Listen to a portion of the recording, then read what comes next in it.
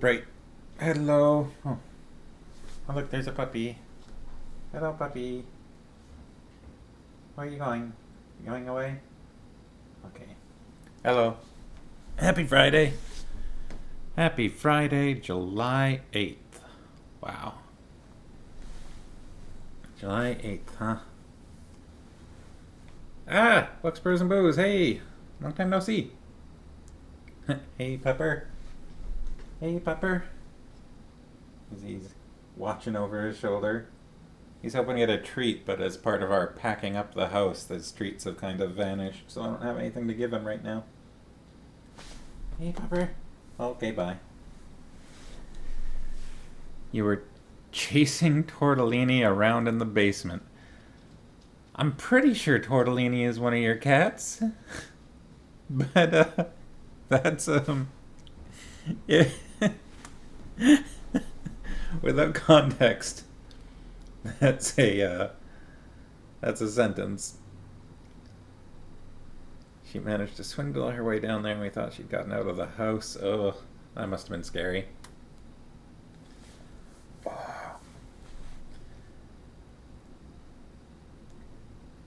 It was special. Chasing Tortellini around in the basement. Sounds like, I don't know, a scene from a animated something or other. I haven't watched Cloudy with a Chance of Meatballs, but it's what I imagine that sentence fitting in perfectly well in that movie.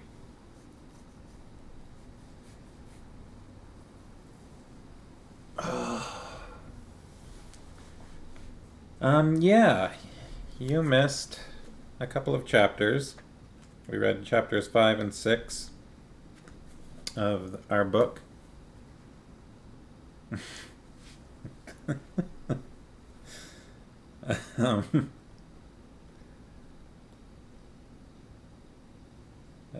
In which our heroes definitely did not travel through Maragor. That joke's kind of getting old, isn't it?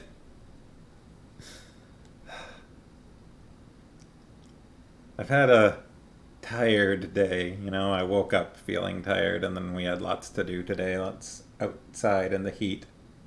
And I think I've been kind of grumpy for a lot of the day, but I'm now reaching that part of being tired where just things are stupidly funny.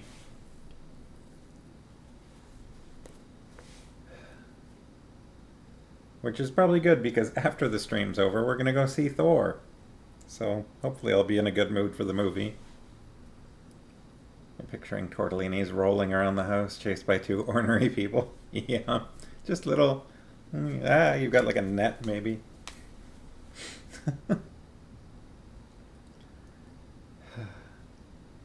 It's been a super busy week. It sure has. Yeah, and I feel like it's maybe caught up with me a little bit. Hopefully I can get some sleep tonight because we got some driving tomorrow and then we're hanging out with some friends and I'd like to be rested for visiting friends.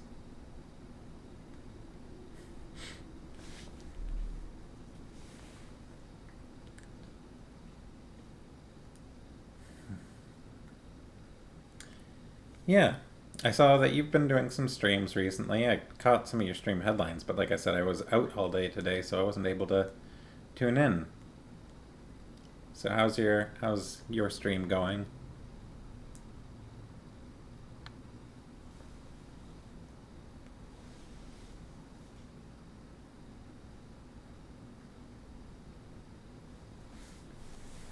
I saw one of your titles or something had something to do with Sherlock, but I wasn't sure if...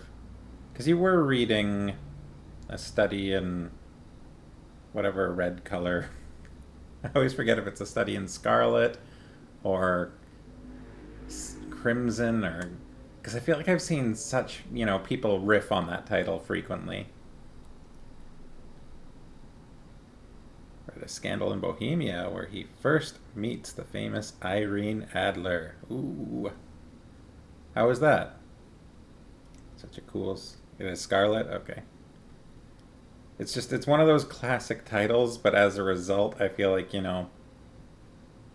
it gets referenced frequently, and people do subtle variations on it, a study in whatever other color, and so then I kind of forget which one the actual original is. I really do need to get around to reading those myself. I was thinking if we ever wanted to read something a little more classic on this stream. I have read The Three Musketeers before, and I would revisit that. Scandal was way cool. It opens with the best line. It's always so nice when you've got a very memorable intro. A first line or a first chapter or whatever. I mean, some things you read frequently enough that they just become classic. But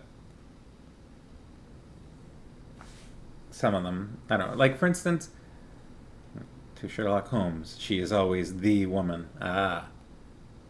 That is pretty... a pretty iconic line. Maybe iconic isn't... Well, I don't know. But that's a good one. I feel like the introduction to The Hobbit shouldn't be as classic as it is, as identifiable and, I don't know, memorable. But somehow it just manages to be, but probably just because it's The Hobbit, not so much the actual composition of the line.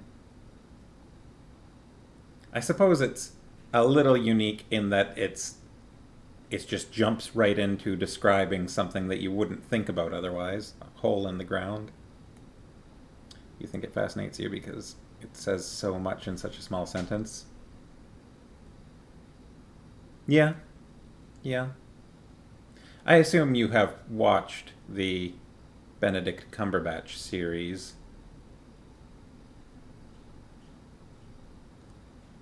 I enjoyed most of that. Just Tolkien paints such a nice picture with it. Yeah, that's true. Tolkien does describe things well most of the time.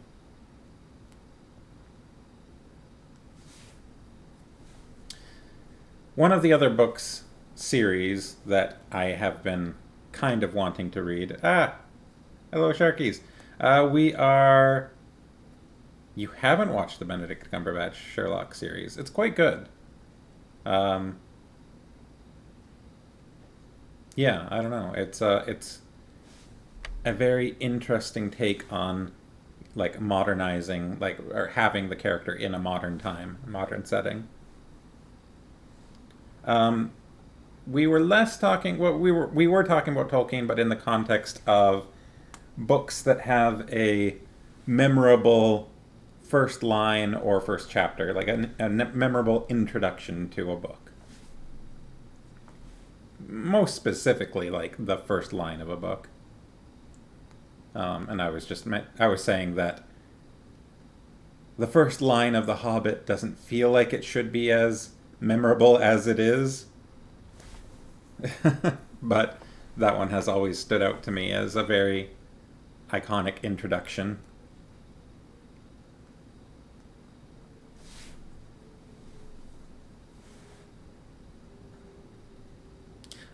Yeah, one of the other series that I have kind of wanted to read on stream. You have a mug with a number of first lines.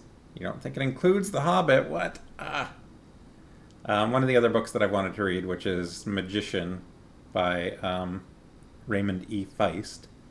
Technically, it's usually divided up into Magician Apprentice and Magician Master. But for some reason, it's probably more so just that I have read that series so frequently. But the first chapter of the first book has always been very memorable to me. It was a dark and stormy night is probably there. That is definitely like one of the all-time greats. What is the original It Was a Dark and Stormy Night? What's that from originally? Because I know I've seen it, referenced a billion times, and I'm pretty sure I have read whatever the original is. Let's see.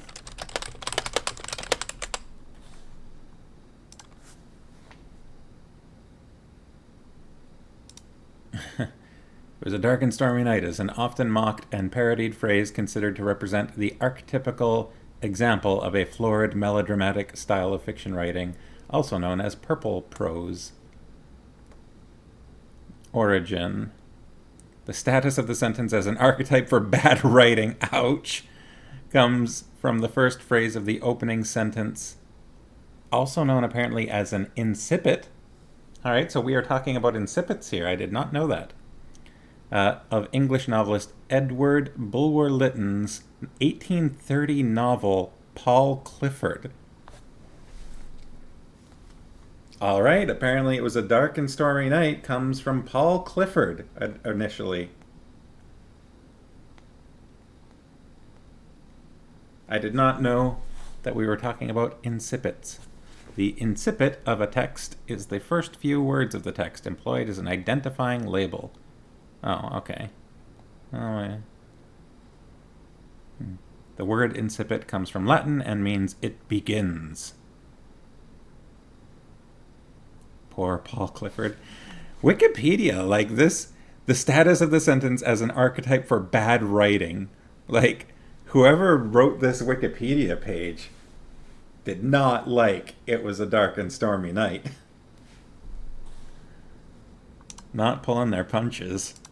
Poor Paul Clifford. Oh boy.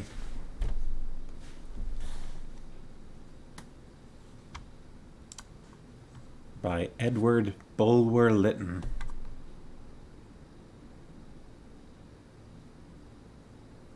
It tells the life of Paul Clifford, a man who leads a dual life as both a criminal and an upscale gentleman. Successful upon its release.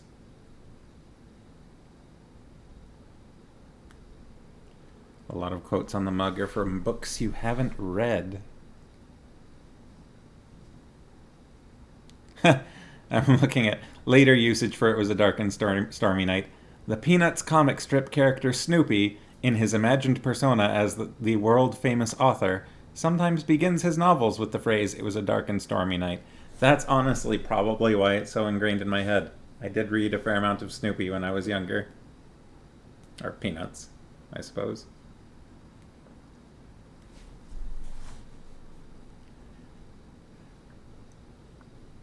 It is funny for... That's what Farmos knows it from. It's funny that for having a whole stream where I read books on stream, I also feel like I don't have that much of a breadth of reading. I've got a lot of fantasy novels that I've enjoyed reading, and that I have a lot of those that I've read repeatedly. But, I don't know. I read for fun and enjoyment, not necessarily to try and be a better person or anything like that. You are eerily close to 500 followers. Holy moly, you should definitely do a celebration. I've just barely broken 50.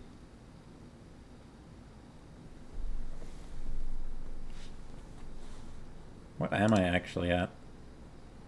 It was funny. I didn't even know I was close to 50 until you suggested I go over to the Mandevilles that one time and they pointed it out. I was like, I don't know. I guess I don't know what to look at for that sort of thing. I don't pay attention to that normally.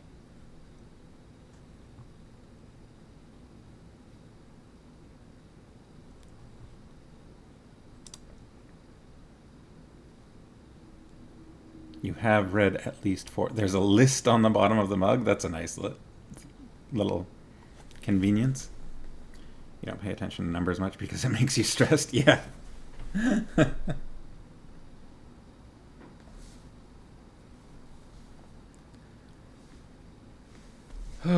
So, speaking of, the whole purpose we're here, what has been seen cannot be unseen.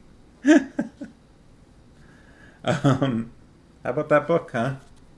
Maragor was short and sweet. We're on page 73 right now, and we're already finished part 1 of the book. We did not spend that much time in Maragor, but we did meet a god while we were there. Mara, who, was having a bad time for centuries. Um, yeah. So there was some interesting stuff there in those two chapters. We learned a lot more about the quiet, sarcastic voice, sardonic voice inside Garion's head, the dry voice, which apparently is just a completely separate entity. Um, Sort of odd in that respect. It's described as being very, very powerful, but it also just doesn't seem to have, as far as we're aware, a physical form. It's just a voice in his head that kind of pokes around and influences things and tries to guide the purpose of the universe back to its correct course by, I guess, like guiding people to do what they need to do.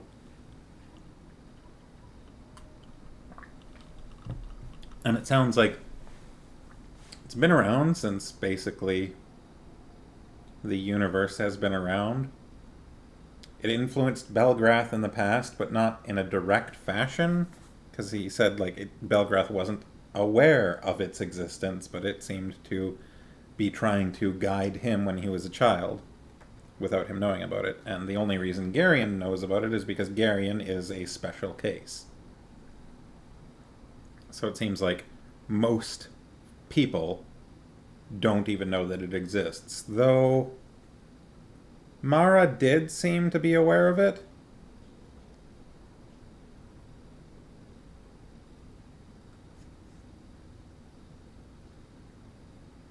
Mara didn't name it or anything like that, but did speak to it.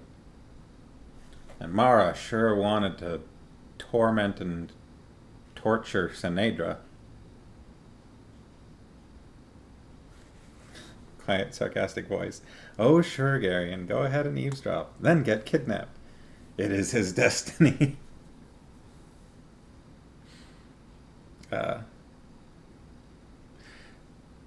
Speaking of our bingo cards, we've talked in the past about having emotes, custom emotes for the channel, and I talked to someone I know that is an artist about making some up for me. So we need to make a list. We need to make a list of what emotes we should have. We definitely need a Binnabic one. We need an angst button, I think. We need a bard. I don't know in what form the bard emote should take. Like,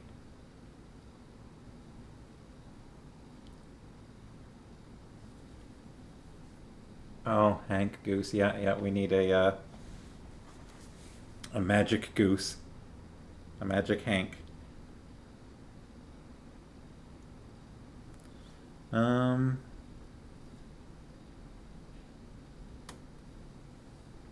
Yeah, I don't know. If you have suggestions, please post them.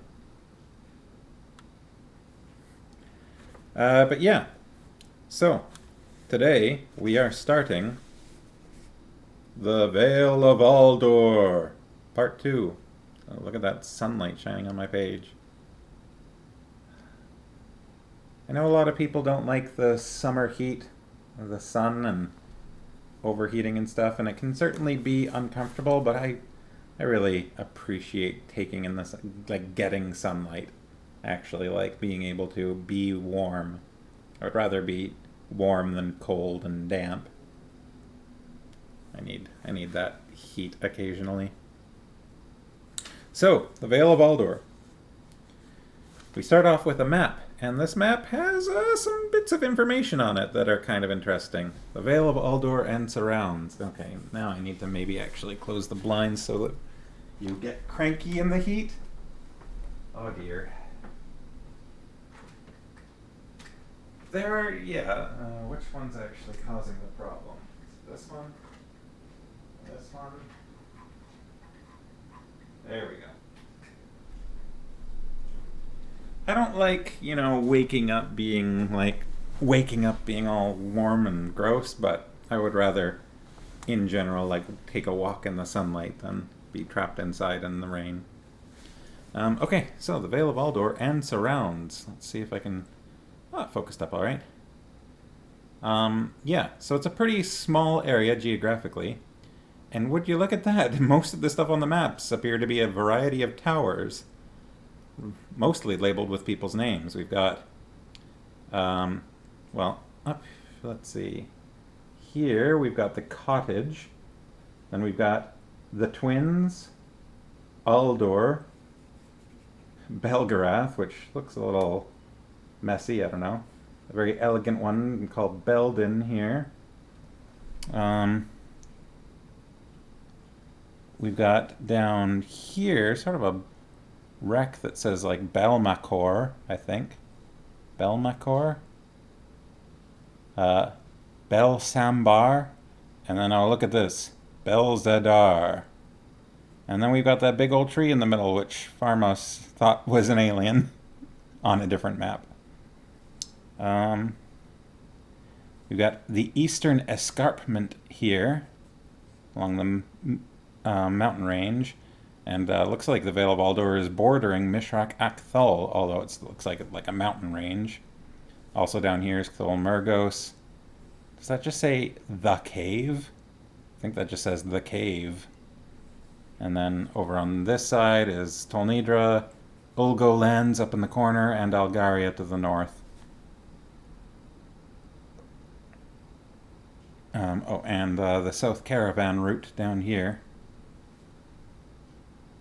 So that, I think, covers the Vale of Aldor and surround. So it's interesting. It's definitely very different from the other maps we've seen.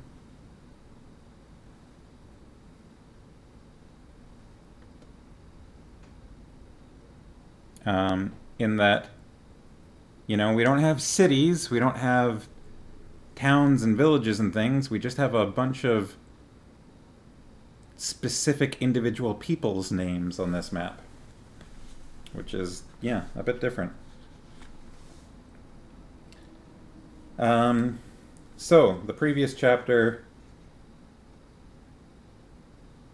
wrapped up with Garion in his sort of emotionally asleep state, having a brief conversation with his Aunt Pole and Belgarath before going to sleep. The real question is, where's the shy monolith? Yeah, it's avoiding people.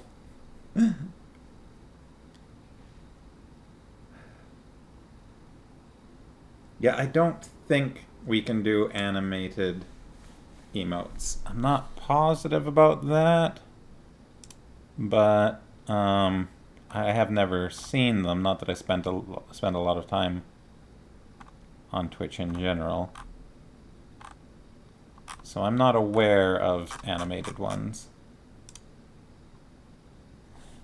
65 in cloudy. What is 65 in Celsius? Hey Google, what is 65 degrees Fahrenheit in Celsius? 65 degrees Fahrenheit is equivalent to 18.333 degrees Celsius. 18 degrees. That's a little cool for me.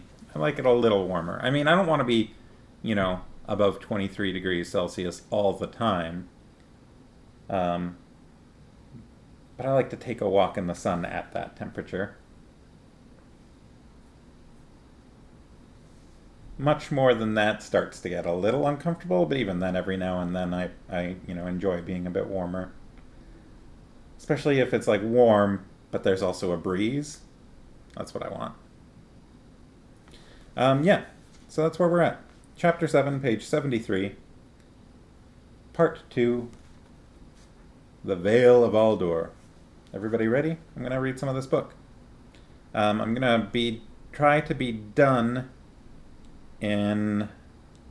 for the evening in about an hour and a half, maybe something like that, by like 9 p.m. Pacific time.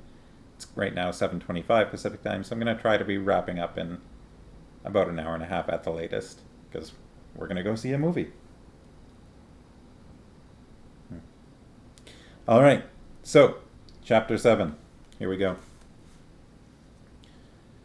They were all standing in a circle with their hands joined when they awoke. Sinedra was holding Garion's left hand, and Dernick was on his right. Garion's awareness came flooding back as sleep left him. The breeze was fresh and cool, and the morning sun was very bright. Just what we're talking about. Yellow-brown foothills rose directly in front of them, and the haunted plain of Maragor lay behind. Silk looked around sharply as he awoke, his eyes wary. "Where are we?" he asked quickly. "On the northern edge of Maragor," Wolf told him. "About 80 leagues east of Tolrain." "How long were we asleep?" "A week or so." That'd be a little weird. Being chased out into this apparently haunted country and having your friends tell you, "Sorry, we gotta put you to sleep now for your own safety," and then you wake up a week later. That'd be very odd.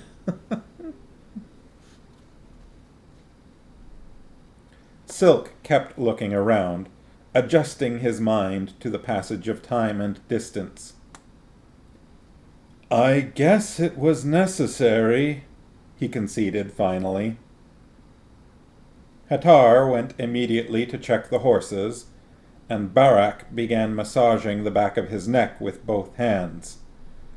"I feel as if I've been sleeping on a pile of rocks," he complained. "Walk around a bit," Aunt Pole advised. "That will work the stiffness out." Sinedra had not removed her hand from Garion's, and he wondered if he should mention it to her. Her hand felt very warm and small in his, and, on the whole, it was not unpleasant. He decided not to say anything about it.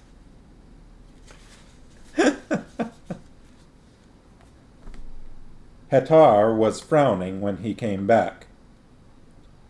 "One of the pack mares is with foal, Belgarath, blah, blah, blah. Let me try that again. "One of the pack mares is with foal, Belgarath," he said. "How long has she got to go?" Wolf asked, looking quickly at him. "It's hard to say for sure. No more than a month. It's her first." We got a pregnant horse. Sharkies. Being out for a week makes one wonder how they would manage certain bodily functions. I guess we can just say magic solved that. That is a tricky question, isn't it? They seem to be capable of doing things like riding their horses. They weren't unconscious. They weren't unconscious. They were just not aware, right? They weren't perceiving anything, but they were still performing tasks. I imagine they were still eating, and they were, they went, they made camp at night and went to sleep. So I guess that just during certain times, Aunt Pole and Belgrath probably just sort of sent them off one by one for that. That's how I'm going to imagine it. Everybody just took turns and they just did it. They might have been a lot less aware. Yeah, Garion was the only one with conscious thought. But the others all seemed I think they were all just kind of robotic, right? They were just, their brain was asleep, but they were still doing things. That's how I imagined it anyways. That's how it seems to make sense to me.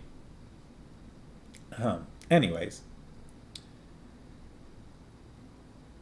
"We can break down her pack and redistribute the weight among the other horses," Dernick suggested. "She'll be all right if she doesn't have to carry anything." "Maybe." Hatar sounded dubious. Mandaralin had been studying the yellowed foothills directly ahead.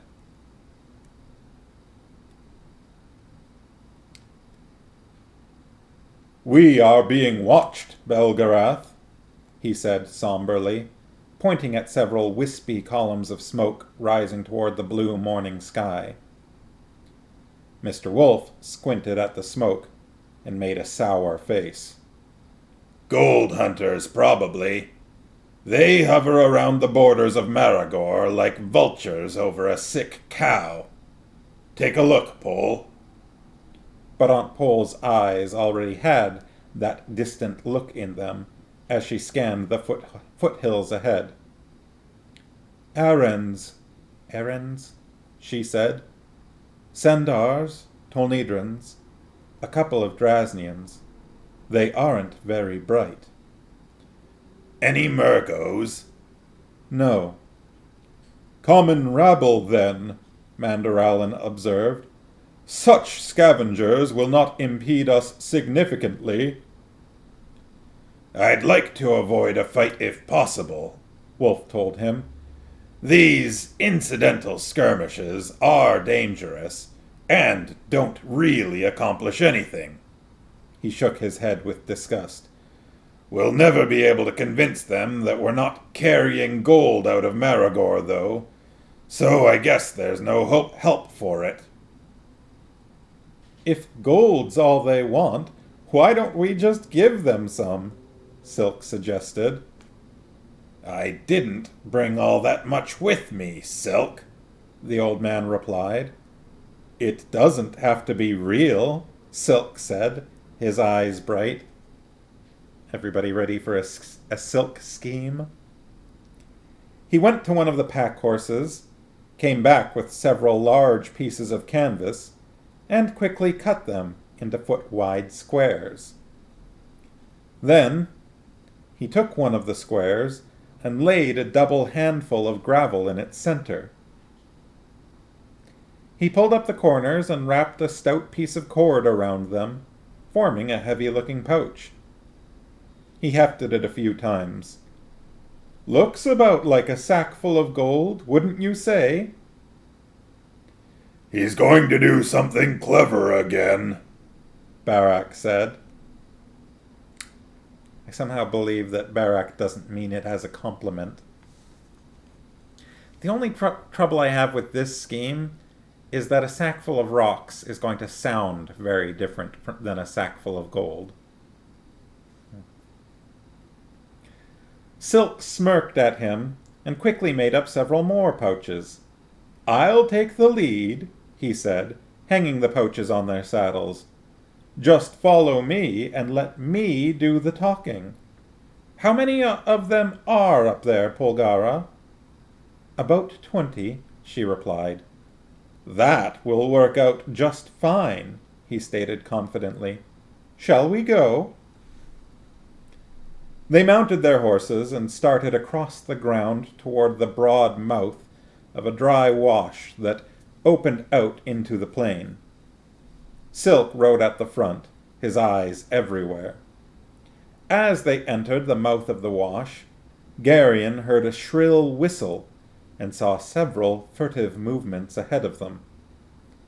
He was very conscious, that's twice today, conscious versus conscience. He was very conscious of the steep banks of the wash on either side of them.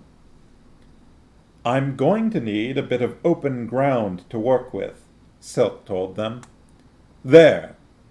He pointed with his chin at a spot where the slope of the bank was a bit more gradual. When they reached the spot, he turned his horse sharply.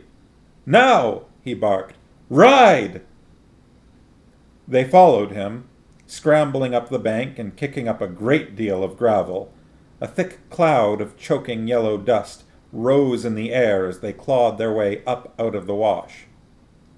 Shouts of dismay came from the scrubby thorn bushes at the upper end of the wash, and a group of rough-looking men broke out into the open, running hard up through the knee-high brown grass to head them off.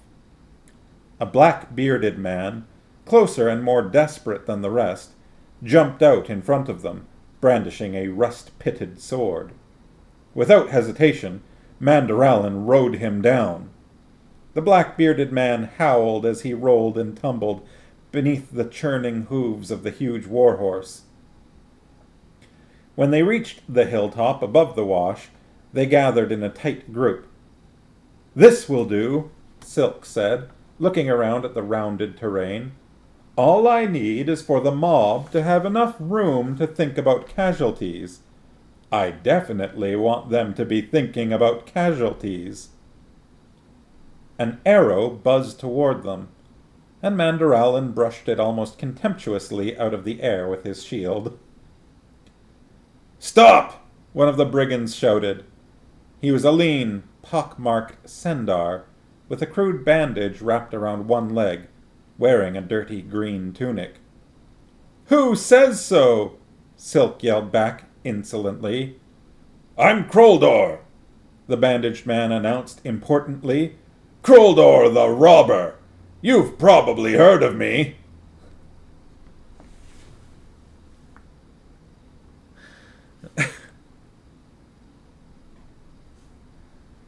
Pharmacist never had a sack of gold, so wouldn't know. "You've probably heard of me." That line, it comes up frequently in various forms of media. Does anybody ever actually think like that? That isn't actively, a celebrity with fans coming up to meet them in the street? Like, I don't know. And even then,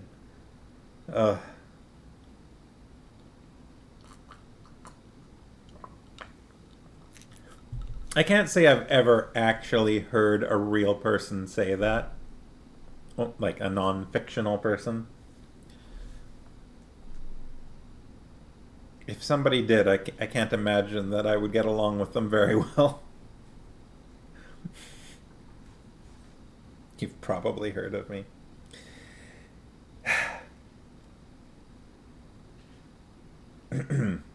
All right. "You've probably heard of me."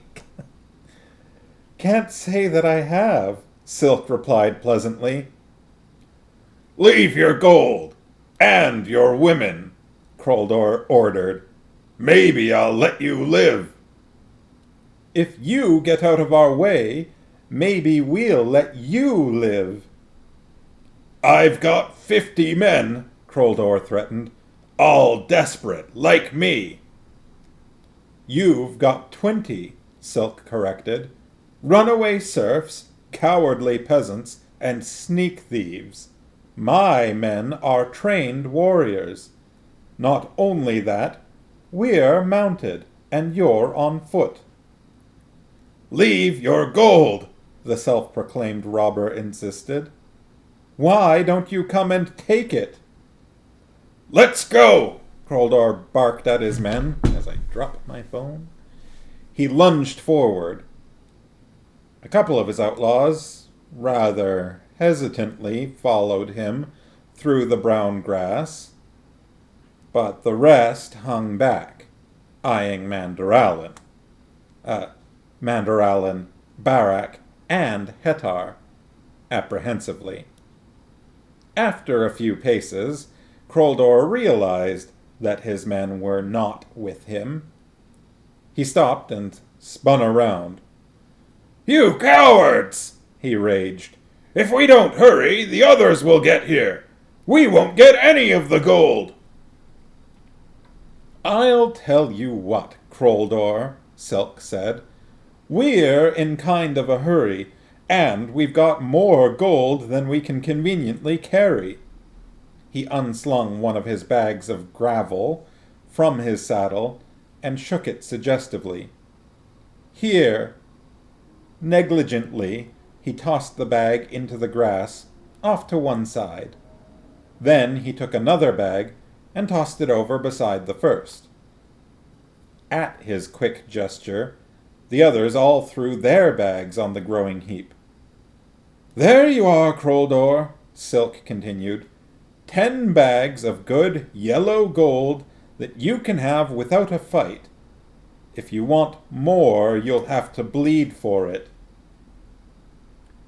The rough-looking men behind Kroldor looked at each other and began moving to either side, their eyes fixed greedily on the heap of bags lying in the tall grass.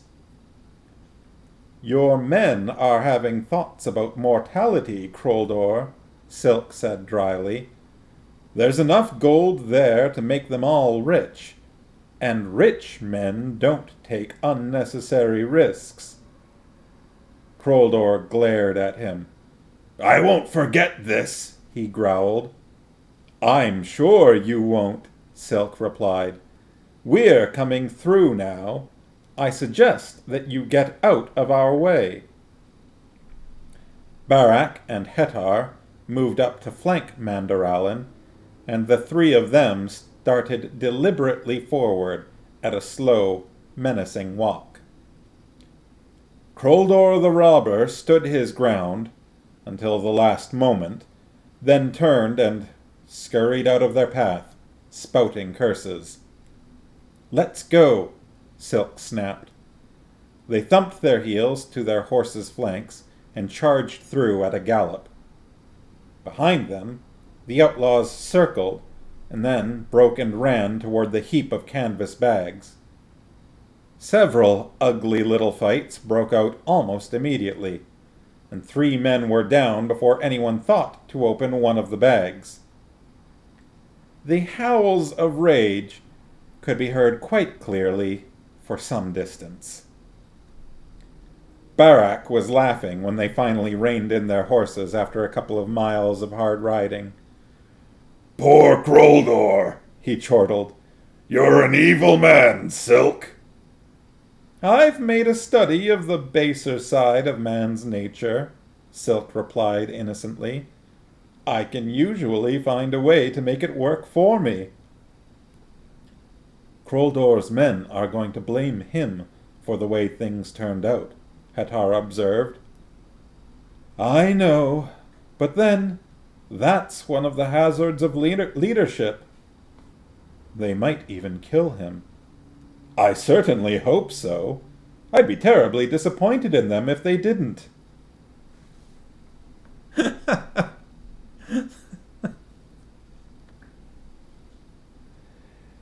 They pushed on through the yellow foothills for the rest of the day, and camped that night in a well-concealed little canyon, where the light from their fire would not betray their location to the brigands who infested the region. The next morning they started out early, and by noon they were in the mountains. That reminds me, let me take a look at that map at the beginning again. So south of the Vale of Aldor, we have the South Caravan route. Right, and Tolnedra and Thulmurgos. So the Vale of Aldor, according to this map, doesn't actually border on Maragor. Let's look at the one at the beginning.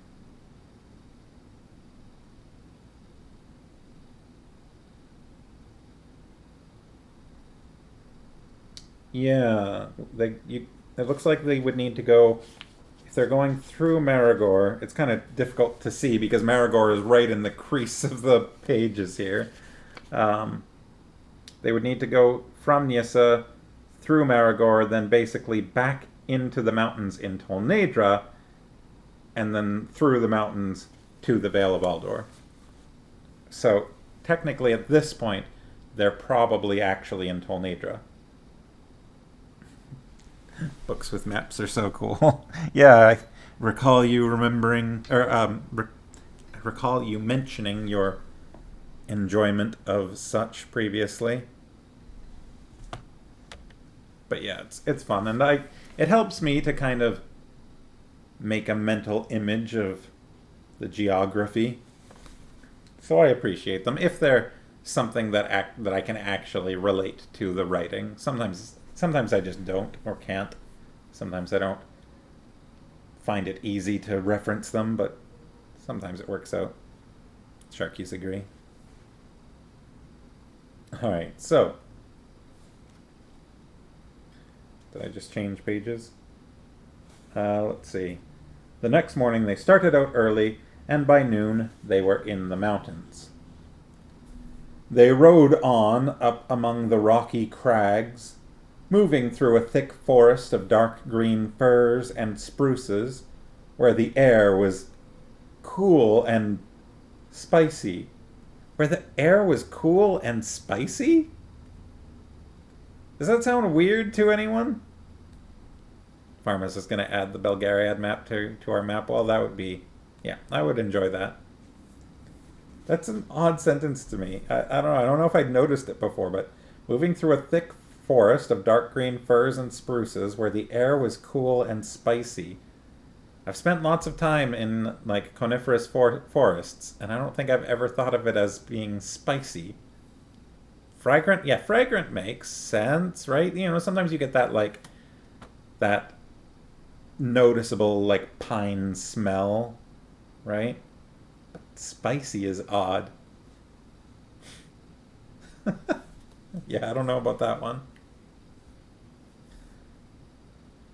Although it was still summer in the lowlands, the first signs of autumn had begun to appear at the higher elevations. The leaves on the underbrush had begun to turn, the air had a faint, smoky haze, and there was a frost on the ground each morning when they awoke. Sharky is saying, fragrant can be a kind of spicy, but not pepper spicy. Still, I don't know if it's a word that I would apply to like a fir and spruce forest.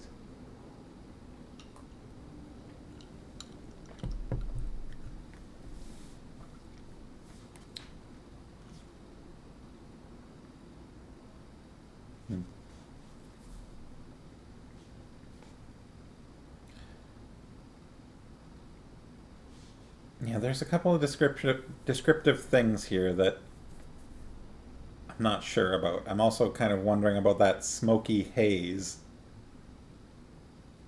Is there like is someone burning wood nearby? Like, what's the smoke coming from?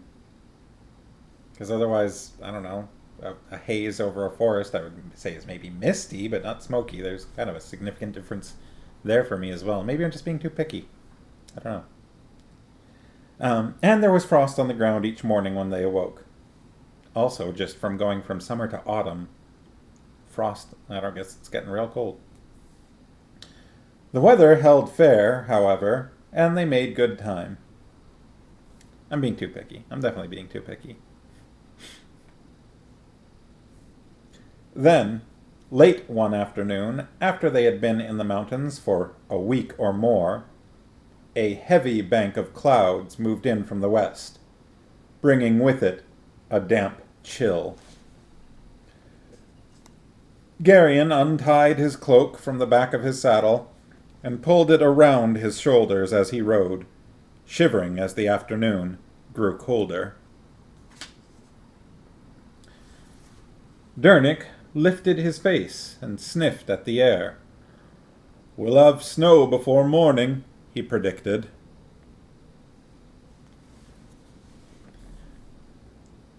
I think when I was younger, I wondered about things like that. You know, the like, just being like, ah, yep, smells like snow's coming. But now I definitely get it. There are days where I'm like, I go outside and I'm like, oh, feels like it's gonna snow. Just like there's a change in the air. It feels, I don't know, like cold, but also not. My brain wants to say empty, like the air feels empty, but that's not quite right. There's like, it's like a chill with like a lack of humidity that just feels really like sharp. That kind of feels like snow is coming. Something like that.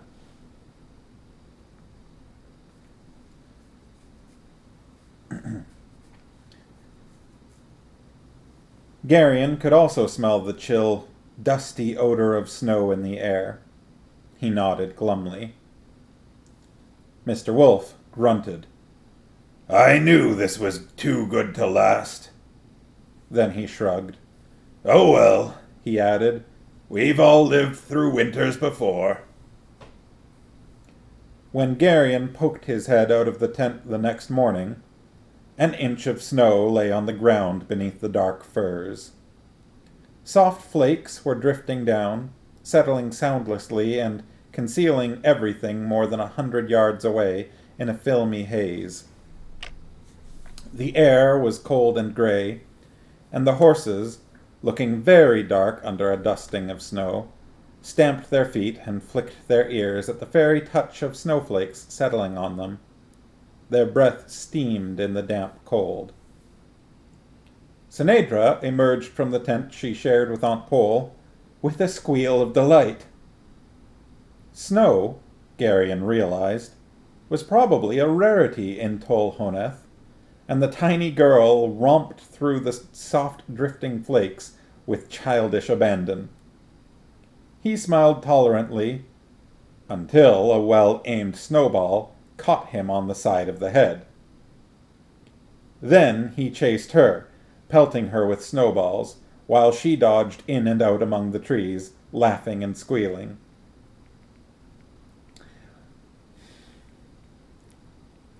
When he finally caught her, he was determined to wash her face with snow, but she exuberantly threw her arms around his neck and kissed him, her cold little nose rubbing against his cheek.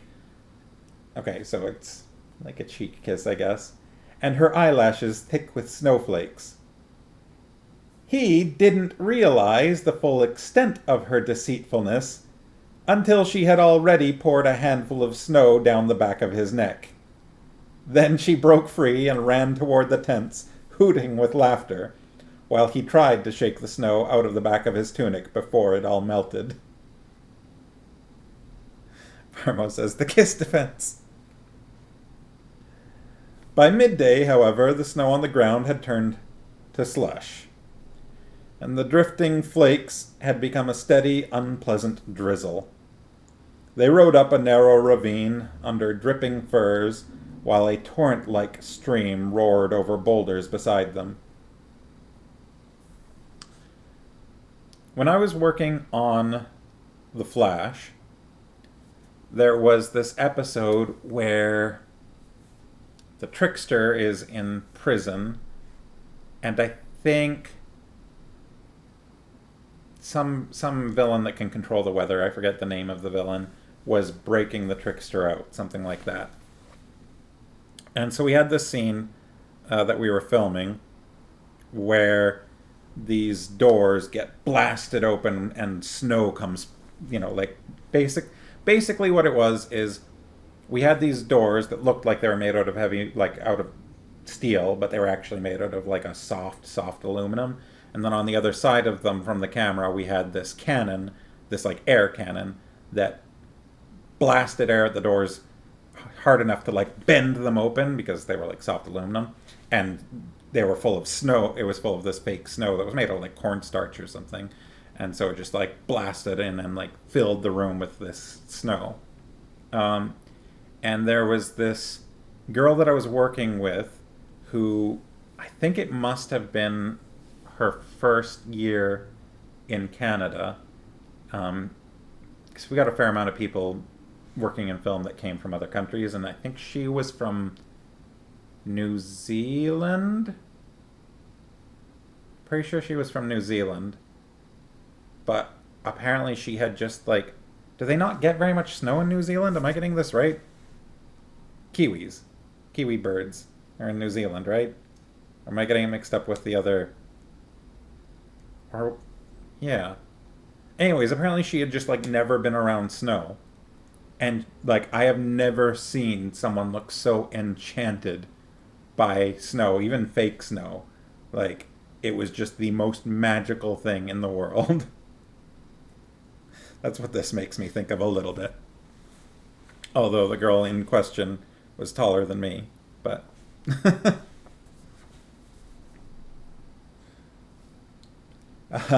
Anyways...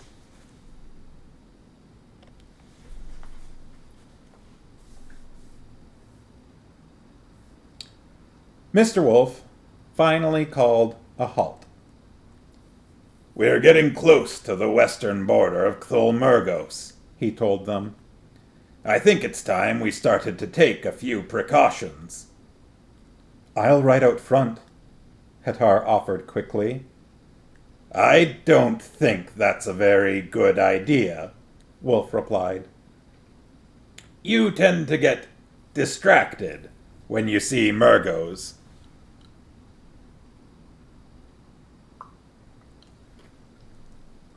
Sharky's lived in Canada a whole life, including the prairies for a while, and you're still enchanted by the first snow. I get the feeling.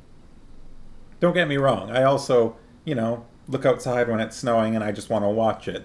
But I don't know if I've ever seen in person just such like a face filled with pure wonder. It was just so it was the most magical thing. I don't know. I don't even think I'm capable of making that face. Have you seen Turning Red? There's moments in Turning Red where they've got the cartoonish, like their eyes are just huge and like shining. It was like that.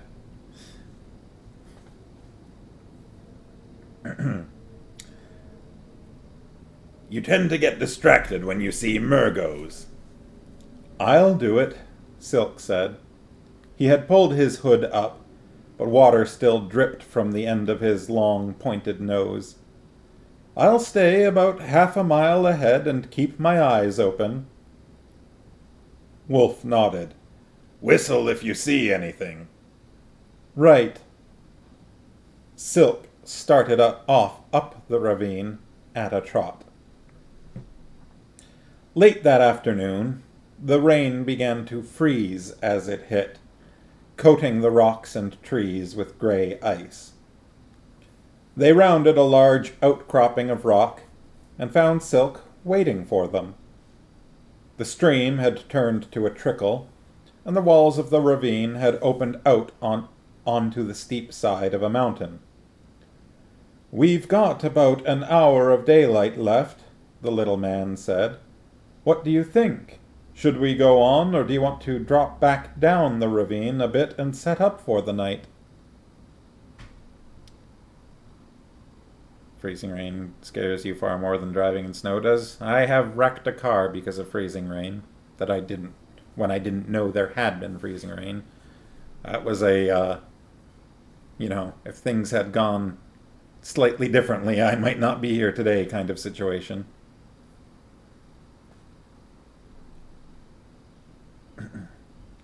Mr. Wolf squinted at the sky, and then at the mountainside ahead. The steep slope was covered with stunted trees, and the timberline lay not far above them.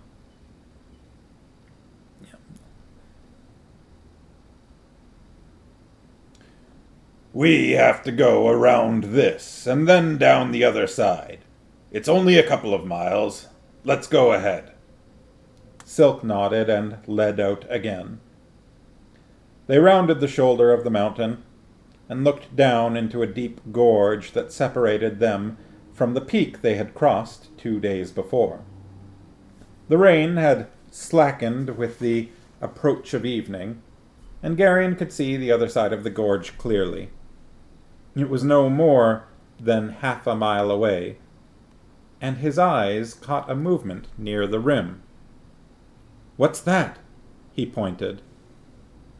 Mr. Wolf brushed the ice out of his beard.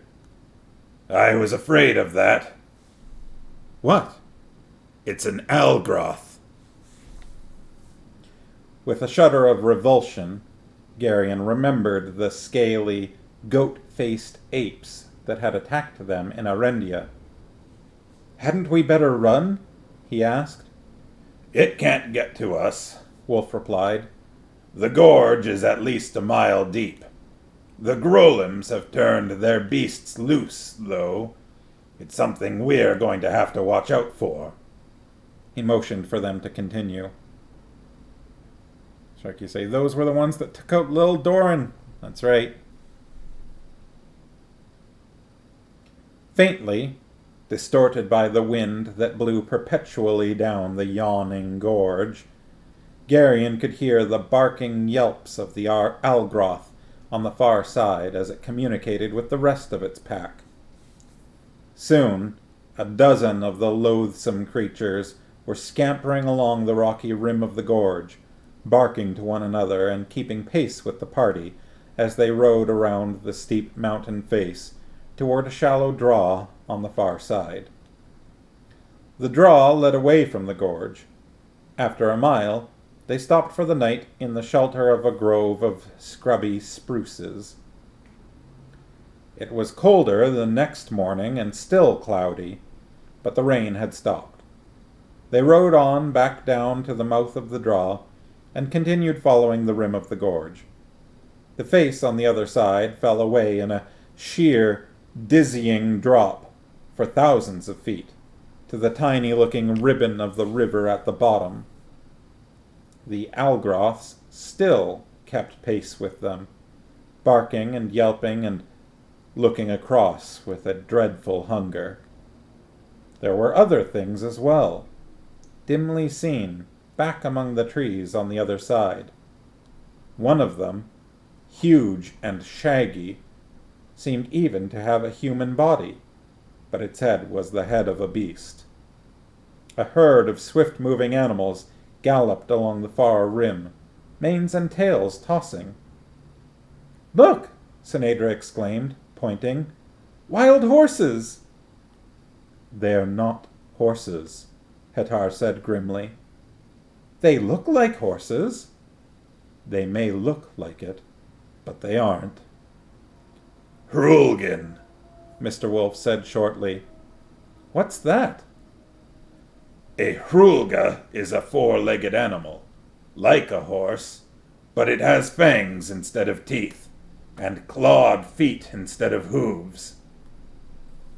"But that would mean—" The princess broke off, her eyes wide. "Yes, they're meat-eaters." She shuddered. "How dreadful!" "That gorge is getting narrower, Belgarath," Barak growled. "I'd rather not have any of those things on the same side with us." "We'll be all right. As I remember, it narrows down to about 100 yards, and then widens out again. They won't be able to get across." "I hope your memory hasn't failed you." Bigfoot? Carnivore horses.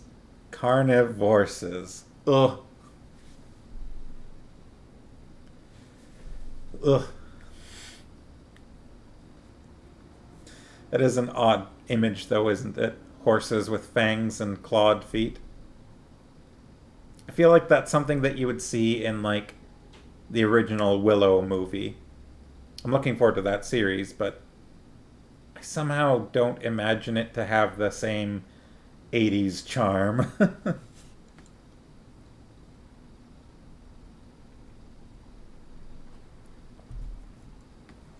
But yeah, horses with fangs and clawed feet kind of seems like an 80s fantasy movie thing. I mean, this is an 80s fantasy book, so if you haven't seen that movie in forever, we should watch that. Out of the way, Peck! Sharky's feels like it's something that would have been in ancient Greek bestiaries. The things where they've got a depiction of an elephant, but you can tell that whoever recorded it had only heard descriptions of the elephant and had no idea what it actually looked like. Or a rhino.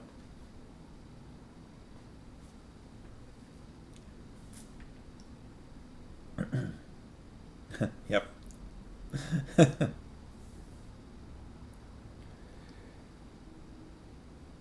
Some of the cat drawings.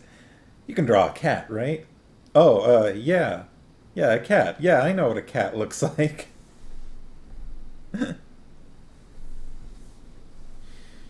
Alright. The sky above looked ragged, tattered by a gusty wind. Vultures soared and circled above the gorge, and ravens flapped from tree to tree, croaking and squawking to one another. Aunt Poll watched the birds with a look of stern disapproval, but said nothing. It's funny to me, Aunt Poll watching these birds with disapproval, because it's not like she doesn't like birds, but it's more like, you know, looking at teenagers that are up to something that you don't approve of and being like, those kids are up to no good. They know what they did. They are saying some very rude things right now. Bird hooligans.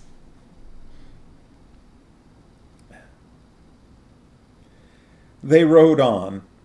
The gorge grew narrower, and soon they could see the brutish faces of the Algroths on the other side clearly. When the Hrulgin, manes tossing in the wind, opened their mouths to whinny to each other, their long, pointed teeth were plainly visible. Then, at the narrowest point of the gorge, a party of mail-shirted Murgos rode out onto the opposite precipice. Their horses were lathered from hard riding, and the Murgos themselves were gaunt-faced and travel-stained. They stopped and waited until Garion and his friends were opposite them. At the very edge, staring first across the gorge and then down at the river far below, stood Brill. "What kept you?" Silk called out in a bantering tone that had a hard edge just below the surface. "We thought perhaps you'd gotten lost." Not very likely, Keldar, Brill replied. How did you get across to that side? "You go back that way about 4 days' ride," Silk shouted. What was my Brill voice? We'd come up with something. Was it more nasally? Like nasal thug? Got a lot of Silk sarcasm in every situation. Yeah. Not very likely. Oh, great comeback. Oilier? Right, oily.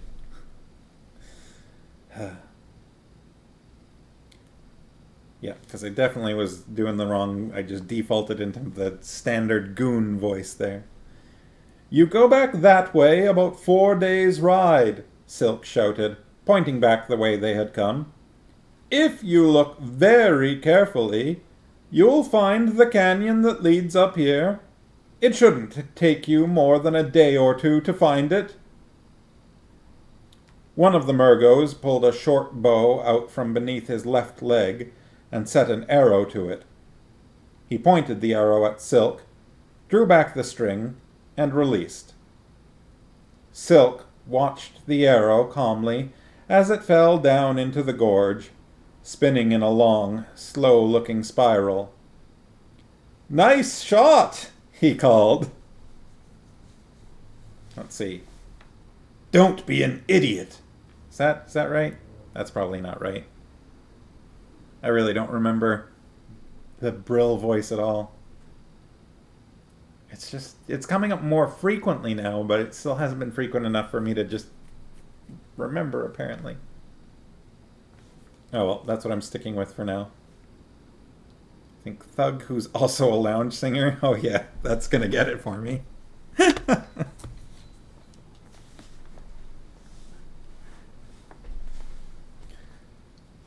"Don't be an idiot," Brill snapped at the Murgo with the bow. He looked back at Silk. "I've heard a great deal about you, Keldar," he said. "One has developed a certain reputation," Silk replied modestly. Greasy, like. Chicken is greasy. Voices, what does that mean? Greasy. Greasy voice? No, I can't. Greasy means nothing to me. It's meaningless.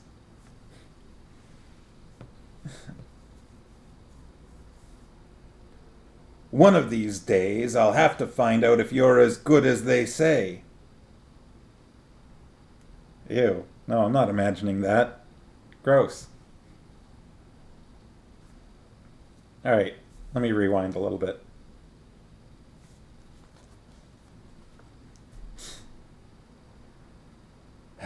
I've heard a great deal about you, Keldar, He said.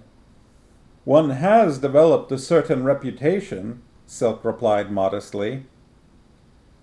One of these days I'll have to find out if you're as good as they say. That particular curiosity could be the symptom of a fatal disease. For one of us, at least. I look forward to our next meeting, then, Silk told him. I hope you'll excuse us, my dear fellow. Pressing business, you know. Keep an eye out behind you, Keldar, Brill threatened. One day I'll be there. I always keep an eye out behind me, Cordok, Silk called back. So don't be too surprised if I'm waiting for you. It's been wonderful chatting with you. We'll have to do it again. Soon. The Murgo with the bow shot another arrow. It followed the first into the gorge. Silk laughed and led the party away from the brink of the precipice. What a splendid fellow, he said as they rode away. He looked up at the murky sky overhead. And what an absolutely beautiful day.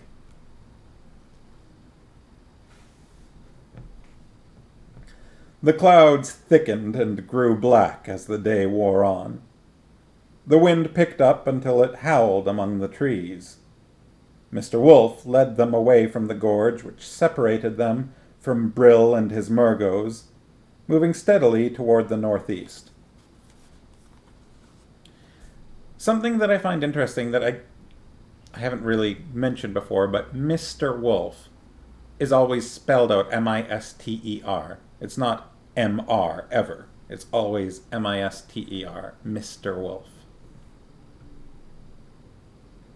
It's an interesting distinction.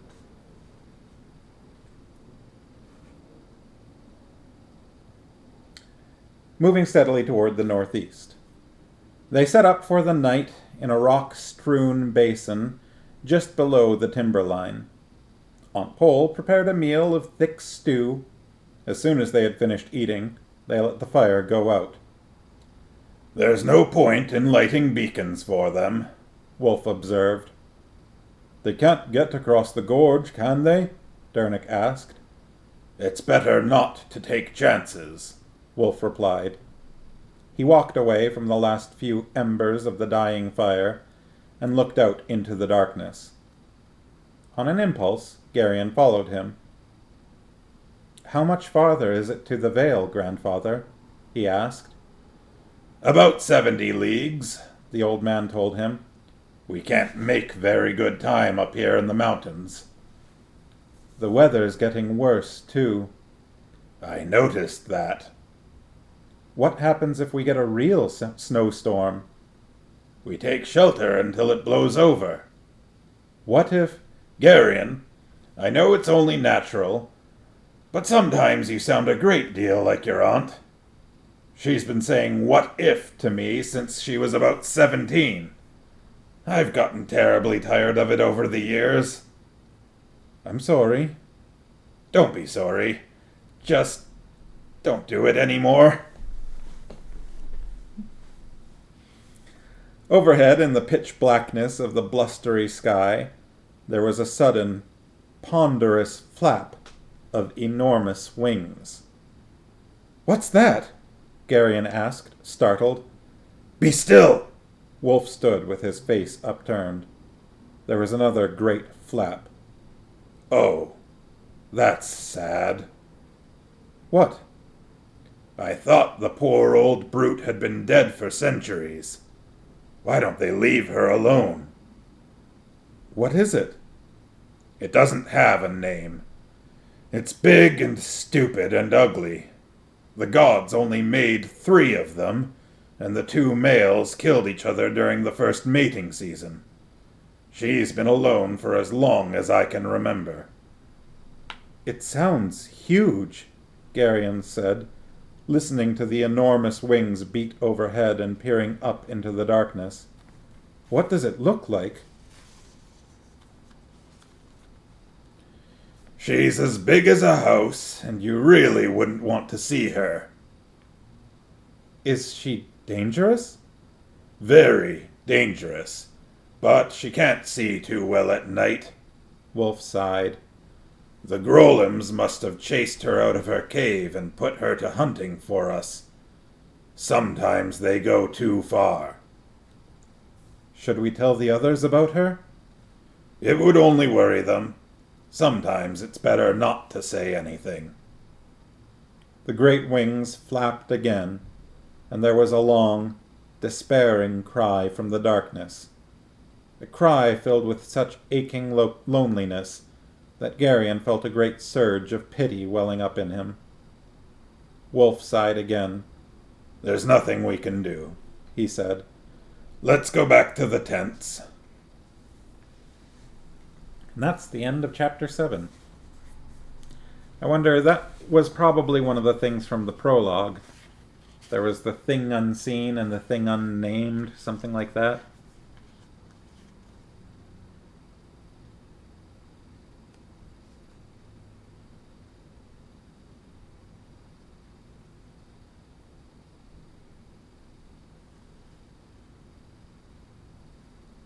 See if I can. I'm just trying to see if it's. Previous to that. Creatures. Yeah. The unicorn and the thing unnamed, the winged serpent and the thing unseen. So what? This must be the thing unnamed.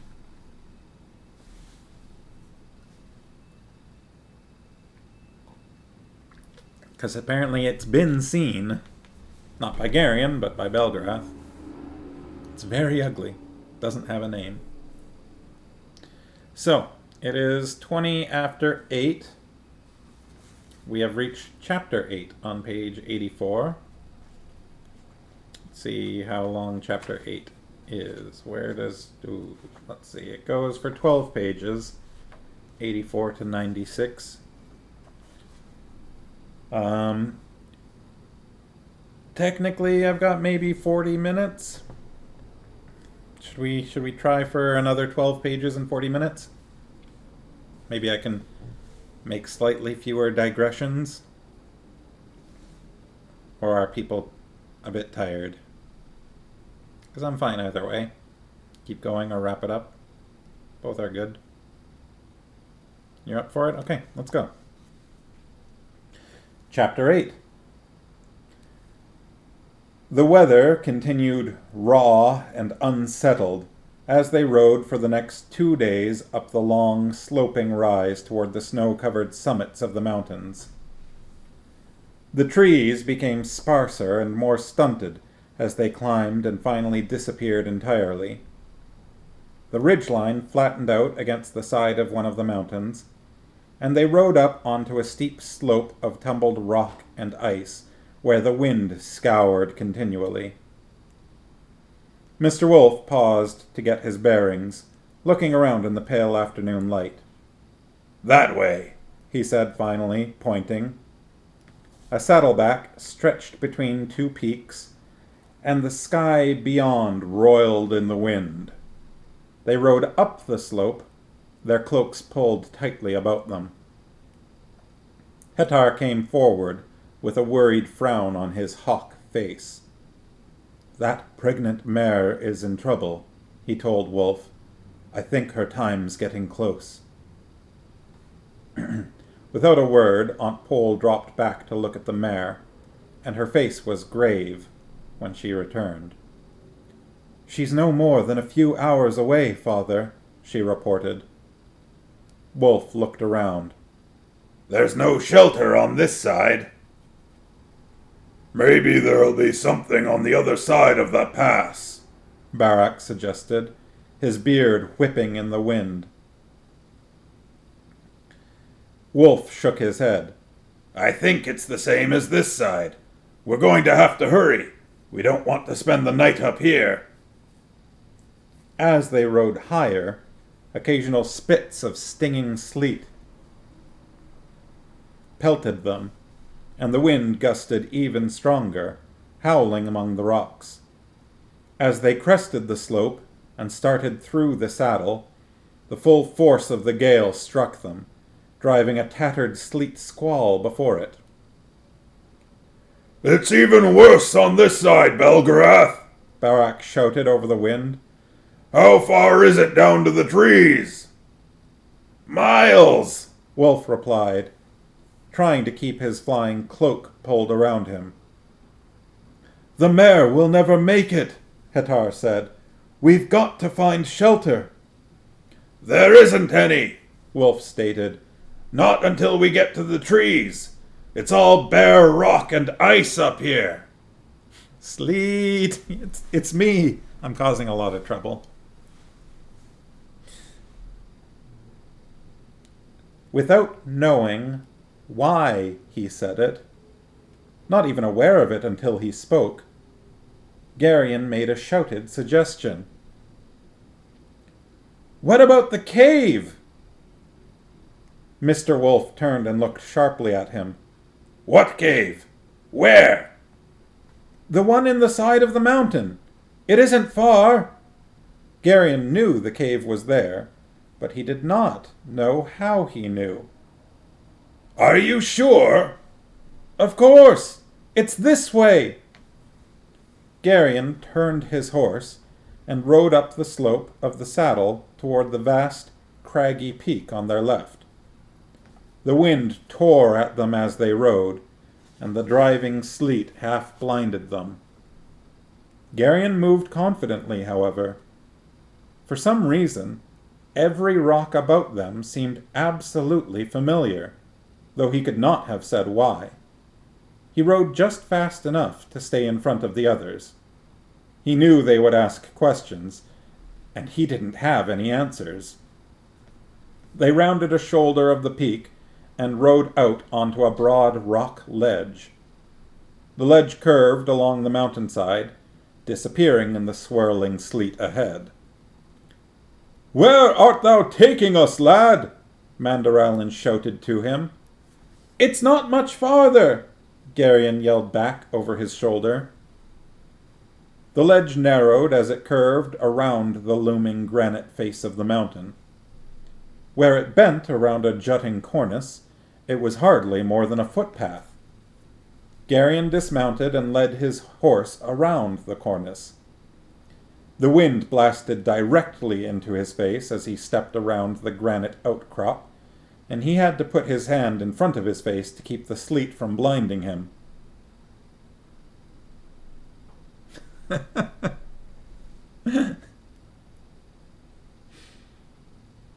Walking that way, he did not see the door until it was almost within reach of his hands. The door in the face of the rock was made of iron, black and pitted with rust and age. It was broader than the gate at Faldor's farm, and the upper edge of it was lost in the swirling sleet. Barak, following close behind him, reached out and touched the iron door. Then he banged on it with his huge fist. The door echoed hollowly. There is a cave, he said back over his shoulder to the others. I thought that the wind had blown out the boy's senses. How do we get inside? Hetar shouted, the wind snatching away his words.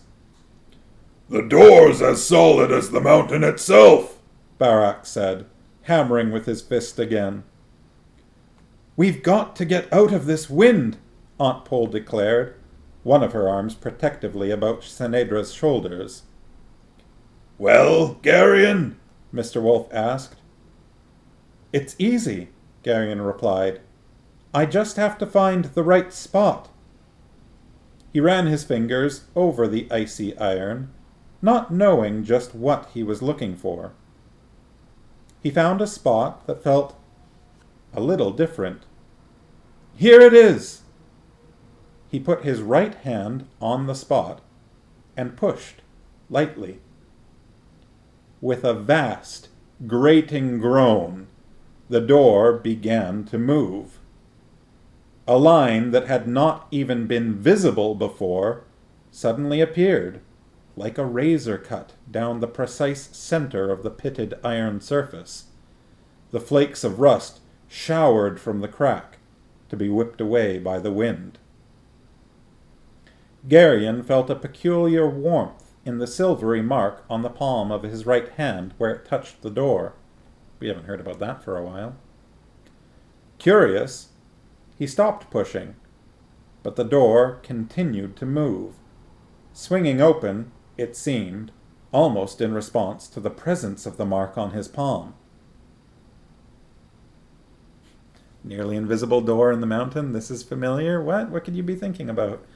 There's a lot of familiarity, I think, in this scene. Not precisely the same.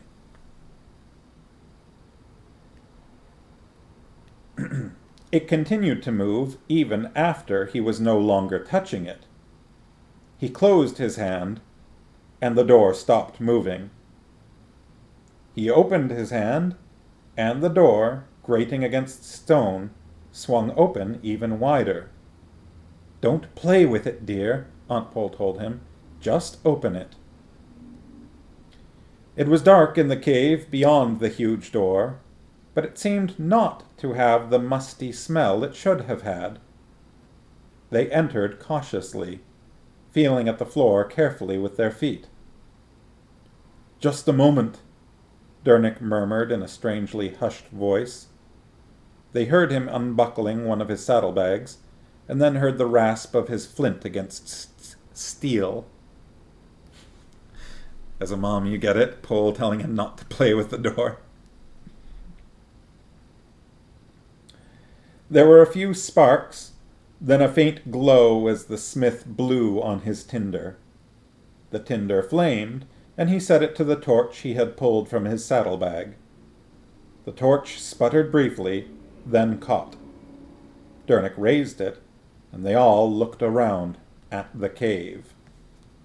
You may remember the cave was labeled on the map, just down in the very south, just the cave.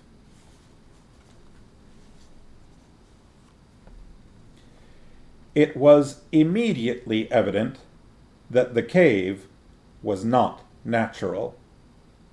The walls and floor were absolutely smooth, almost polished, and the light of Dernick's torch reflected back from the gleaming surfaces. The chamber was perfectly round and about 100 feet in diameter. The walls curved inward as they rose, and the ceiling, high overhead, seemed also to be round. In the precise center of the floor stood a round stone table, 20 feet across, with its top higher than Barak's head. A stone bench encircled the table. In the wall directly opposite the door was a circular arch of a fireplace. The cave was cool, but it did not seem to have the bitter chill it should have had. "Is it all right to bring in the horses?" Hatar asked quietly. Mr. Wolf nodded. His expression seemed bemused in the flickering torchlight, and his eyes were lost in thought. What kind of being could possibly need a table that tall? A table taller than Barak? The horses' hooves clattered sharply on the smooth stone floor as they were led inside, and they looked around, their eyes wide and their ears twitching nervously. The cave was cool, not spicy.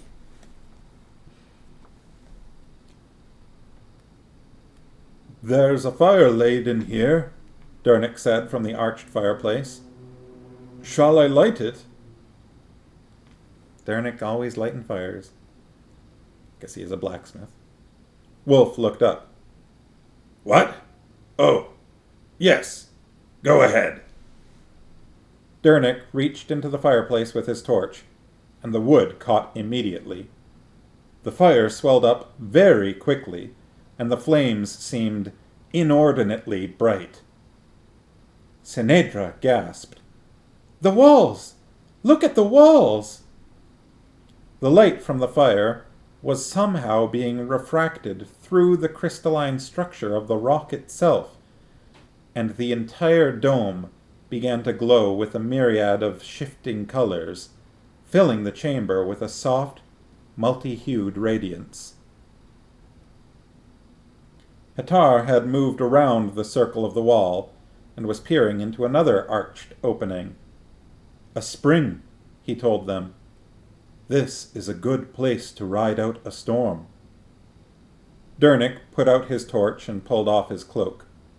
The chamber had become warm almost as soon as he had lighted the fire. He looked at Mr. Wolf. You know about this place, don't you? He asked.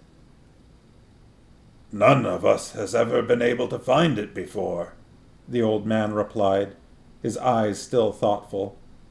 We weren't even sure it still existed. What is this strange cave, Belgarath? Mandoralin asked. Mr. Wolf took a deep breath. When the gods were making the world, it was necessary for them to meet from time to time, to discuss what each of them had done and was going to do, so that everything would fit together and work in harmony. The mountains, the winds, the seasons, and so on. He looked around. This is the place where they met. Silk, his nose twitching with curiosity, had climbed up onto the bench surrounding the huge table. There are bowls up here, he said. 7 of them, and 7 cups. There seems to be some kind of fruit in the bowls. He began to reach out with one hand. Silk, Mr. Wolf told him sharply. Don't touch anything. Silk's hand froze, and he looked back over his shoulder at the old man, his face startled. You'd better come down from there, Wolf said gravely. The door! Sinedra exclaimed. They all turned in time to see the massive iron door gently swinging closed. With an oath, Barak leaped toward it, but he was too late. Booming hollowly, it clanged shut just before his hands reached it. The big man turned, his eyes filled with dismay. It's all right, Barak, Garion told him. I can open it again. Wolf turned and looked at Garion, his eyes questioning. How did you know about the cave? He asked. Garion floundered helplessly. I don't know. I just did. I think I've known we were getting close to it for the last day or so. Does it have anything to do with the voice that spoke to Mara? I don't think so. He doesn't seem to be there just now. And my knowing about the cave seemed to be different somehow. I think it came from me, not him, but I'm not sure how. For some reason, it seems that I've always known this place was here. Only I didn't think about it until we started to get near it. It's awfully hard to explain it exactly. Aunt Pole and Mr. Wolf exchanged a long glance. Wolf looked as if he were about to ask another question, but just then there was a groan at the far end of the chamber. Somebody help me, Hatar called urgently. One of the horses, her sides distended and her breath coming in short, heaving gasps, stood swaying as if her legs were about to give out from under her. Hetar stood at her side, trying to support her. "She's about to fall," he said. They all turned then and went quickly to the laboring mare. Aunt Pole immediately took charge of the situation, giving orders crisply. They eased the mare to the floor, and Hetar and Dernick began to work with her, even as Aunt Pole filled a small pot with water and set it carefully in the fire. "I'll need some room," she told the rest of them pointedly, as she opened the bag which contained her jars of herbs. "Why don't we all get out of your way?" Barak suggested, looking uneasily at the gasping horse. "Splendid idea," she agreed. "Sinedra, you stay here. I'll need your help." Geryon, Barak, and Mandaralin moved a few yards away and sat down, leaning back against the glowing wall, while Silk and Mr. Wolf went off to explore the rest of the chamber. As he watched Dernick and Hetar with the mare, and Aunt Pole and Sinedra by the fire, Geryon felt strangely abstracted. The cave had drawn him, there was no question of that, and even now it was exerting some peculiar force on him. Though the situation with the mare was immediate, he seemed unable to focus on it. He had a strange certainty that finding the cave was only the first part of whatever it was that was happening. There was something else he had to do, and his abstraction was in some way a preparation for it. "It is not an easy thing to confess," Mandaralin was saying somberly. Geryon glanced at him. "In view of the desperate nature of our quest, however," the knight continued, "I must openly acknowledge my great failing. It may come to pass that this flaw of mine shall in some hour of great peril cause me to turn and flee like the coward I am, leaving all your lives in mortal danger." "You're making too much of it," Barak told him. "Nay, my lord, I urge that you consider the matter closely to determine if I am fit to continue in our enterprise." He started to creak to his feet. "Where are you going?" Barak asked. "I thought to go apart so that you may freely discuss this matter." "Oh, sit down, Mandaralin," Barak said irritably. "I'm not going to say anything behind your back I wouldn't say to your face." The mare, lying close to the fire with her head cradled in Hetar's lap, groaned again. "Is that medicine almost ready, Polgara?" the Algar asked in a worried voice. "Not quite," she replied. She turned back to Sinedra, who was carefully grinding up some dried leaves in a small cup with the back of a spoon. "Break them up a little finer, dear," she instructed. Dernick was standing astride the mare, his hands on her distended belly. "We may have to turn the foal," he said gravely. "I think it's trying to come the wrong way." "Don't start on that until this has a chance to work," Aunt Pole told him, slowly tapping a grayish powder from an earthen jar into her bubbling pot. She took the cup of leaves from Sinedra and added that as well, stirring as she poured. "I think, my lord Barak," Mandaralin urged, "that thou hast not fully considered the import of what I have told thee." "I heard you. You said you were afraid once. It's nothing to worry about. It happens to everybody now and then." "I cannot live with it. I live in constant apprehension, never knowing when it will return to unman me." Dernick looked up from the mare. "You're afraid of being afraid?" he asked in a puzzled voice. You cannot know what it was like, good friend, Mandoralin replied. Your stomach tightened up, Dernick told him. Your mouth was dry, and your heart felt as if someone had his fist clamped around it. Mandoralin blinked. It's happened to me so often that I know exactly how it feels. Thou art among the bravest men I have ever known. Dernick smiled wryly. I'm an ordinary man, Mandoralin, he said. Ordinary men live in fear all the time. Didn't you know that? We're afraid of the weather, we're afraid of powerful men. We're afraid of the night, and the monsters that lurk in the dark.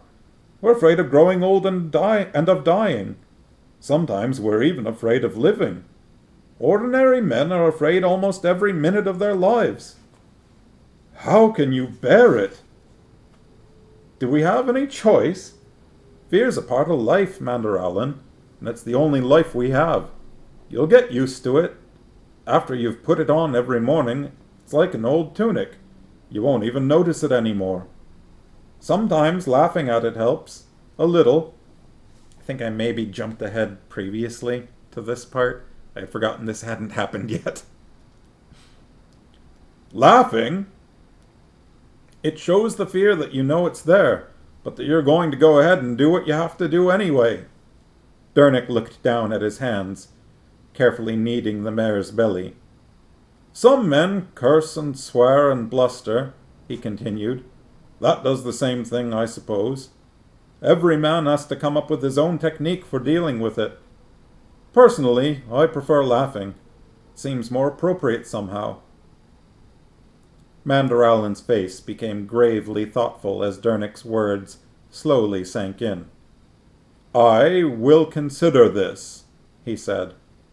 It may be, good friend, that I will owe thee more than my life for thy gentle instruction. Once more the mare groaned, a deep, tearing sound, and Dernick straightened and began rolling up his sleeves. The foal's going to have to be turned, Mistress Pole, he said decisively, and soon, or we'll lose both the foal and the mare both. Let me get some of this into her first, she replied, quenching her boiling pot with some cold water. Hold her head, she told Hettar. Hettar nodded and firmly wrapped his arms around the laboring mare's head. Geryon, Aunt Pole said, as she spooned the liquid between the mare's teeth, why don't you and Sinedra go over there where Silk and your grandfather are?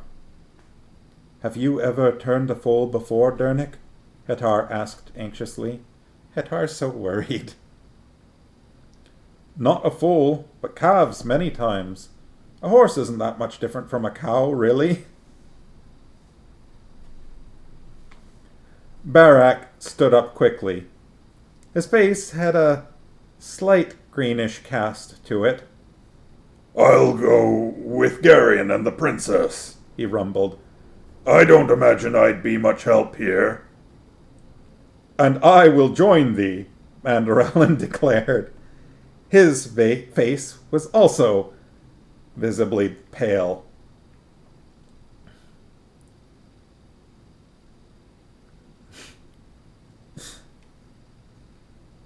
It were best, I think, to leave our friends ample room for their midwifery.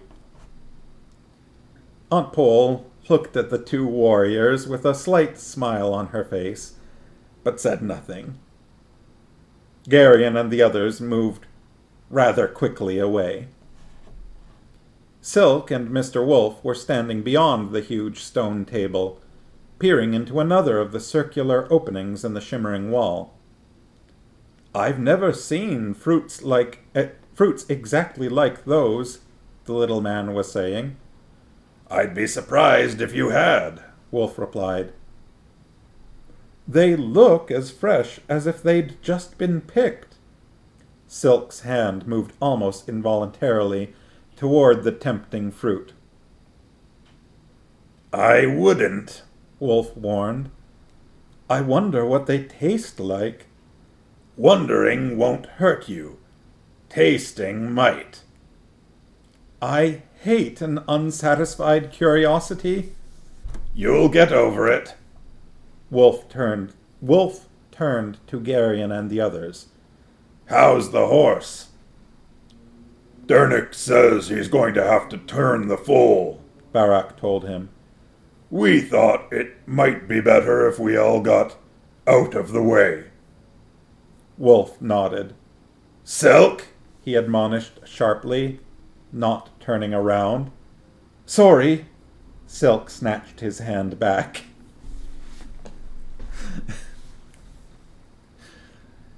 We haven't... Silk seems like the type of person whose greed would get the better of him, but we haven't actually ever really seen it come up, I think, that much before now. We've seen him have fun in the market, but we've never seen it, like, really get him into trouble, I think. Although we've kind of heard stories a little bit, or at least implied stories, I don't know.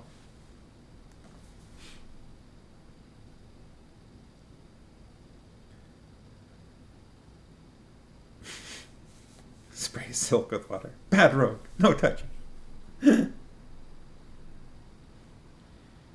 Why don't you just get away from there? You're only going to get yourself in trouble. Silk shrugged. I do that all the time anyway. Just do it, Silk, Wolf told him firmly. I can't watch over you every minute. He slipped his fingers up under the dirty and rather ragged bandage on his arm, scratching irritably. That's enough of that, he declared. Garion, take this thing off me. He held out his arm. Garion backed away. Not me, he refused. Do you know what Aunt Pole would say to me if I did that without her permission? Don't be silly. Silk, you do it. First you say to stay out of trouble, and then you tell me to cross Polgara? You're inconsistent, Belgarath. Oh, here, Senedra said. She took hold of the old man's arm and began picking at the knotted bandage with her tiny fingers. Just remember that this was your idea. Garion, give me your knife. Somewhat reluctantly, Garion handed over his dagger. The princess sawed through the bandage and began to unwrap it. The splints fell clattering to the stone floor. What a dear child you are! Mr. Wolf beamed at her and began to scratch at his arm with obvious relief. Just remember that you owe me a favor, she told him. She's a Tolnedran, all right, Silk observed. It was about an hour later when Aunt Pole came around the table to them, her eyes somber. How's the mare? Senedra asked quickly. Very weak, but I think she'll be all right. What about the baby horse? Aunt Pole sighed. We were too late. We tried everything, but we just couldn't get him to start breathing. Senedra gasped, her little face suddenly a deathly white. You're not going to just give up, are you? She said it almost accusingly. There's nothing more we can do, dear, Aunt Pole told her sadly. It took too long. He just didn't have enough strength left. Senedra stared at her, unbelieving. Do something, she demanded. You're a sorceress. Do something.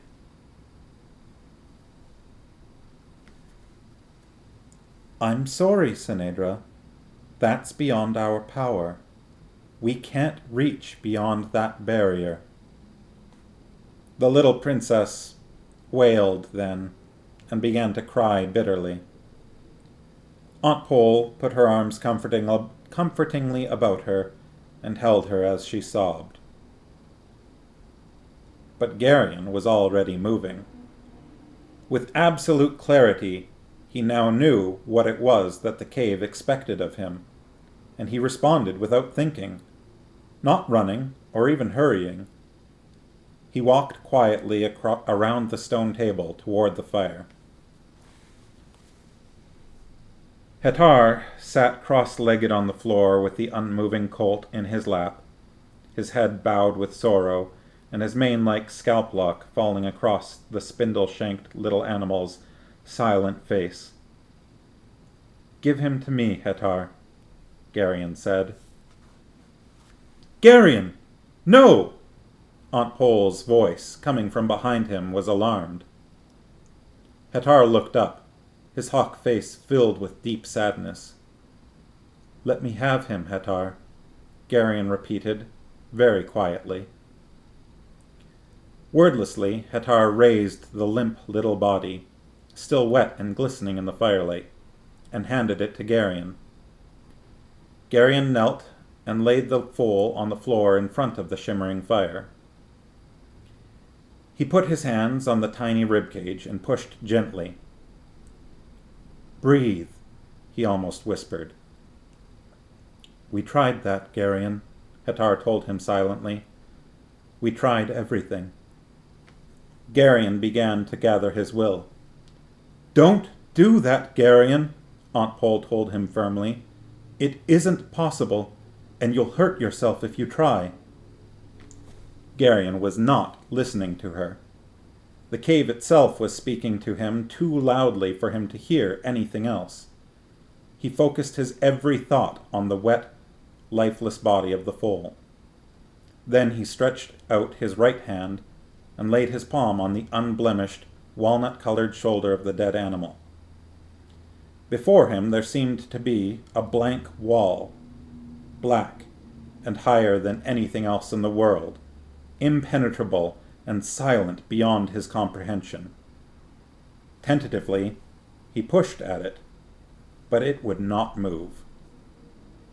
He drew in a deep breath and hurled himself entirely into the struggle. "Live," he said. "Geryon, stop!" "Live," he said again, throwing himself deeper into his effort against that blackness. "It's too late now, Pole," he heard Mr. Wolf say from somewhere. "He's already committed himself." "Live," Geryon repeated, and the surge he felt welling up out of him was so vast that it drained him utterly. The glowing walls flickered and then suddenly rang, as if a bell had been struck somewhere deep inside the mountain. The sound shimmered, filling the air inside the domed chamber with a vibrant ringing. The light in the walls suddenly flared with a searing brightness, and the chamber was as bright as noon. The little body under Geryon's hand quivered, and the colt drew in a deep, shuddering breath. Geryon heard the others gasp as the stick-like little legs began to twitch. The colt inhaled again, and his eyes opened. "A miracle!" Mandaralin said in a choked voice. "Perhaps even more than that," Mr. Wolf replied, his eyes searching Geryon's face. The colt struggled, his head wobbling weakly on his neck. He pulled his legs under him and began to struggle to his feet. Instinctively, he turned to his mother and tottered toward her to nurse. His coat, which had been a deep, solid brown before Geryon had touched him, was now marked on the shoulder with a single, incandescently white patch, exactly the size of the mark on Geryon's palm. Geryon lurched to his feet and stumbled away, pushing past the others. He staggered to the icy spring bubbling in the opening in the wall and splashed water over his head and neck. He knelt before the spring, shaking and breathing hard for a very long time. Then he felt a tentative, almost shy touch on his elbow.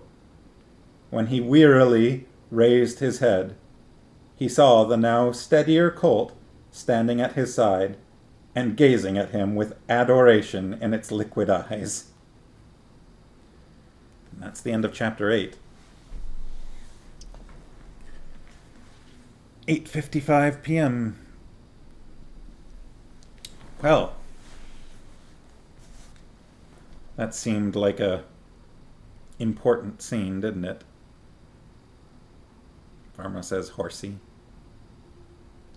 Even though I know how that scene turns out, I can't help but be like sad at how it starts. Is that strange?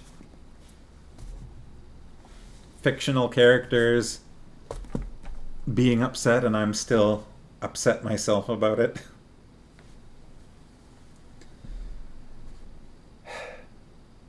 It's getting quite dark in here.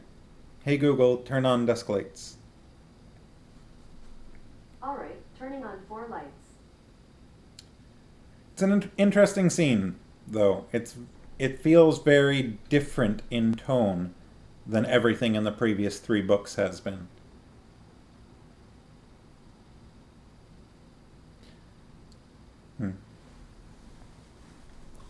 In the game series Assassin's Creed, which is sort of set in, like semi-historical settings. I'm in good company. You're certain we all feel the feels? Yeah. Yeah, in the Assassin's Creed game, sometimes you come across something that was built by the ancients. And that's always got sort of a similar feel to me. I mean, it's usually more blocky than what was described here. This was domed and smooth, but the like smooth, polished surfaces reminds me of that. You'll be in, ancient England or somewhere like that, and then suddenly you come across this room that feels too high-tech, too smooth, too advanced in its creation for whatever society you're in. Sharky's guessed the closest tonally could be when Garion burns Ashrak, except the main difference is how controlled Garion feels in this. But there's also just the room they're in. They've encountered gods before now. Both Nyissa and or I guess Issa. Both Issa and Mara. But they haven't really encountered anything that it feels like a place. They haven't encountered a place like this before. And even encountering Mara and Issa, like Belgarath and Aunt Pol, were not impressed, right? They were respectful. They acted respectfully, but even with, like, Mara, Mr. Wolf was kind of getting a little impatient, it felt like. But this is a place, Mr. Wolf is like, we tried looking for this and couldn't find it, and we weren't even sure it existed. Like, something about this place is a little different. And in the past, when Garion has done something like with Ashrak, he had the voice in his head that was guiding him. He still had to do it himself, but he was being guided by that voice. But something is different here, right? The voice isn't there right now, but Garion still knew this place was here. He wasn't told it was here, he just knew it was here. So there's definitely, and he himself says it's different. So I don't think anything quite like this has exactly come up before. It's a place of reverence, yeah. In this one, he's so confident and sure beyond the rest of his potion. Yeah, that's true too, right? That's a good point in that, with what happened with Ashrak, he did it kind of instinctively, and then he kind of felt regretful about it, and he started to back down, and he had to be encouraged to keep going. But this was just something where he was like, I gotta do this. It's expected of me to do this. And he didn't, yeah, you're right, he didn't have doubtfulness like he frequently does. Farmos thinks it feels like redemption for that. That's a good point too, because this is sort of the opposite. Instead of killing, he's giving life. Also, interesting how Aunt Pol seemed, this isn't possible. You can't do this. And then he did it anyway. That's also something different.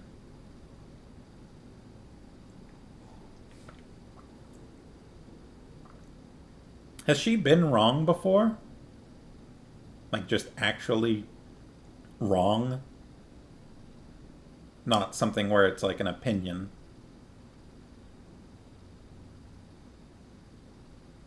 I don't know if there have been many instances.